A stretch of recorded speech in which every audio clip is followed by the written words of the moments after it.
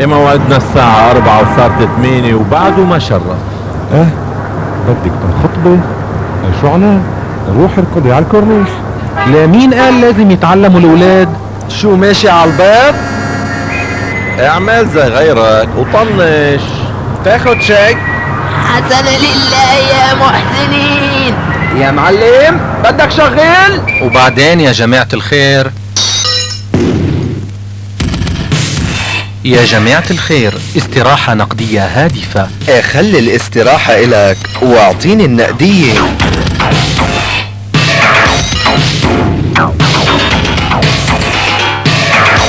يا جماعة الخير، كلنا منشوف لوحات الإعلانات يلي منصوبة على الشوارع وملزقين عليها إعلانات وصور، وإعلانات من هب ودب، وما بظن حدا اعترض على الحشمة ولا على مواد الإعلان.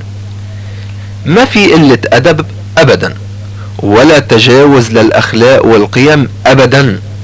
وللحقيقة يلي صمموا الإعلان أكيد سهروا الليل ووصلوه بالنهار حتى يطلع الإعلان محتشم وغير منافي للأخلاق، لأنه طبعا عندهم أولاد وبهمهم يطلعوا أولادهم مربيين.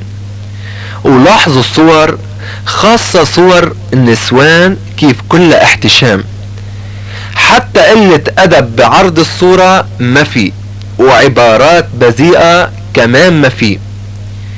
والشي يلي بشدك انه الصورة بالألوان، وبتحرص انه دايما ما يظهر جسم المرأة وكسمة ابدا ابدا، وهيدا كله تربية ونعمة تربية.